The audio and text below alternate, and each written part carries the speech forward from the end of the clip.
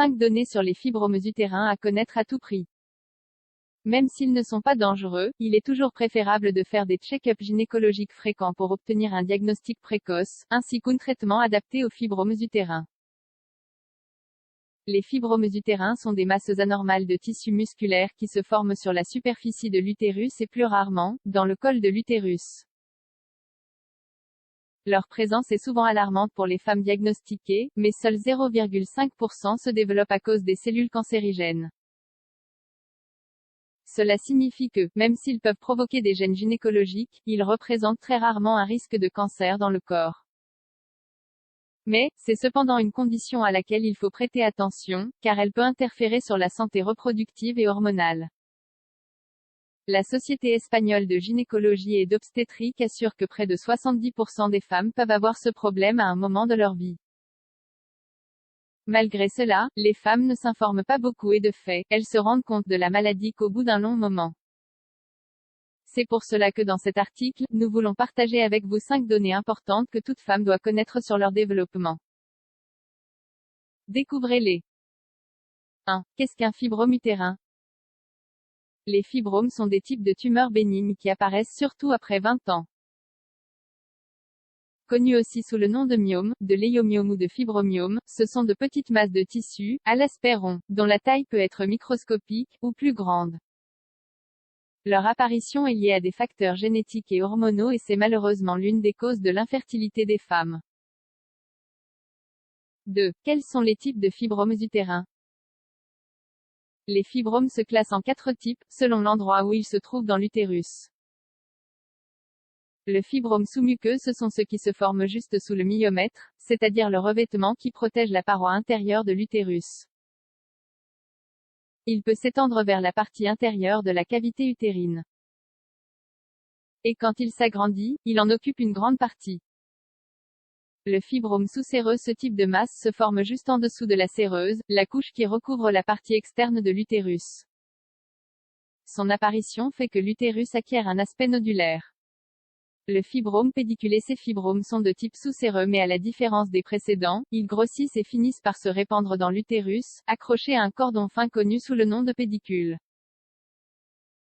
Ce type de tumeur peut grandir à l'intérieur de la cavité utérine ou à l'extérieur. Le fibrome intramural, ce sont des masses qui se forment à l'intérieur de la paroi musculaire de l'utérus et quand elles grandissent, elles peuvent déformer aussi bien la paroi externe que la paroi interne de l'organe. 3. Quels sont les symptômes des fibromes utérins? Même si dans la plupart des cas, c'est une maladie difficilement détectable à cause du manque de symptômes, plus de la moitié des personnes affectées peuvent vivre des changements qui alertent de leur présence. Parmi eux, on peut trouver des saignements menstruels abondants et irréguliers, une inflammation et une douleur dans la partie basse du ventre, une prise de poids soudaine, des difficultés à tomber enceinte, des grossesses et des accouchements à fort risque, douleur pendant le coït, des changements dans les habitudes urinaires, des lombalgies. 4. Comment les fibromes utérins affectent-ils la fertilité? L'une des principales préoccupations chez les femmes diagnostiquées avec cette condition sont les conséquences sur leur santé reproductive. Quand les tumeurs atteignent une taille significative, il est probable qu'elles affectent la fertilité ou compliquent la grossesse. Le risque de devenir stérile varie selon les cas, presque toujours en fonction de la quantité, et puisque pendant la grossesse, c'est la progestérone qui prédomine, il est possible de réaliser un traitement pour pouvoir concevoir. Cependant, il faut tenir compte du fait que ce traitement augmente le risque de fausse couche pendant le premier trimestre de grossesse, ainsi que le risque d'accouchement prématuré. Aujourd'hui, la myomectomie, qui enlève les myomes ou fibromes, est l'une des options les plus efficaces pour celles qui, à un âge reproductif, veulent tomber enceintes. 5. Quels sont les traitements pour les fibromes utérins? Beaucoup des femmes qui sont diagnostiquées avec cette affection pensent que la seule solution pour combattre les fibromes est l'intervention chirurgicale. Mais, il est important de savoir que ce n'est pas l'unique traitement et de fait, quand ils sont trop petits, ce n'est pas nécessaire. En général, les petites masses sont traitées avec un traitement pharmacologique prescrit par un professionnel de la santé. S'il ne répond pas aux effets et que les fibromes grossissent, il n'y a pas d'autre remède que de les ablater. Dans ces cas, on réalise une myomectomie, ce qui permet l'élimination des fibromes sans affecter l'utérus.